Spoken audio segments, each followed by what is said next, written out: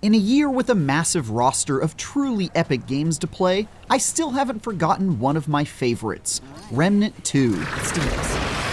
A Souls-like looter shooter with procedurally generated levels that I've easily put more than 100 hours into at this point.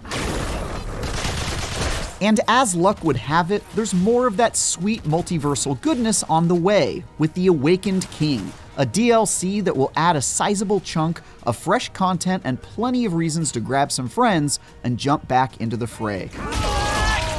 In a hands-off demo of the expansion, I saw some tasty items, weapons, enemies, and of course bosses, and I already can't wait to revisit one of my most beloved games of 2023.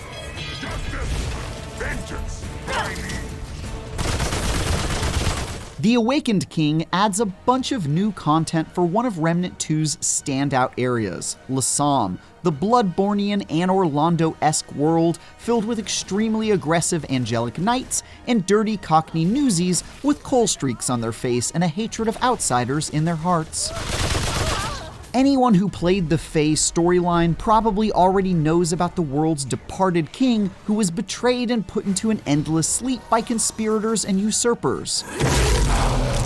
Well, now he's awake, and none too happy about all the unauthorized shenanigans that have been going on in his absence, and it's up to you to do something about that. The added story comes with a unique overworld called the Forlorn Coast, which takes you from a seaside shantytown all the way up to the king's regal castle, which he's rudely parked right on top of a Dran settlement. During the demo, I saw a preacher in the streets rallying his fellow common folk against the returned king's iron fist. What do you have to lose, I ask? And a blade master serving that king with deadly efficiency as he impaled a trespasser in Remnant 2's first fatality-like boss fight death animation. According to developer Gunfire Games, this new route is slightly larger than other Remnant 2 stories, owing to the fact that Losomn has become something of a fan favorite. The fact that only one of the three main realms will have an extra option going forward isn't lost on Gunfire Games, who told me they hope to expand the other two as well with future updates, adding even more possibilities to a game that prides itself on replayability. Interestingly, the Forlorn Coast is a tad less procedurally generated than some of the other stories, a move the developer says was inspired by the likes of the Losomn Asylum storyline, where fewer random variables allowed for a more cohesive story. According to them, The Awakened King intends to pack a narrative punch and move the needle on the goings-on involved in the Fey-Dran conflict. Whether that strategy will be worth the diminished diversity with the procedurally generated areas remains to be seen. But what little I saw so far already seemed much more focused on telling a story.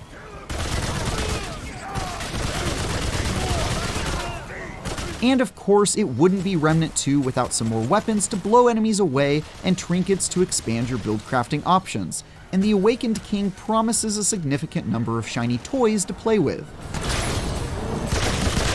The developers were pretty tight-lipped about what exactly is in store or how much is being added, but they called out that a lot of the equipment is themed around the DLC's story and will offer buffs that play into the king's bloody quest for vengeance. The expansion also provides a novel solution for veteran players to enjoy all the added content without having to re-roll Losomn in hopes of getting the DLC storyline. Anyone who's already beaten Losomn will have the ability to roll the third Losomn storyline specifically and play a bespoke version of it that only includes the DLC encounters. On subsequent playthroughs, or if it's your first time in Losomn, old content will be mixed in with the fresh stuff to retain Remnant 2's procedurally generated goodness. But I really appreciate that I won't have to fish around for the new content when the King awakens later this month. For more, check out our previews of Asgard's Wrath 2 and Nickelodeon All-Star Brawl 2.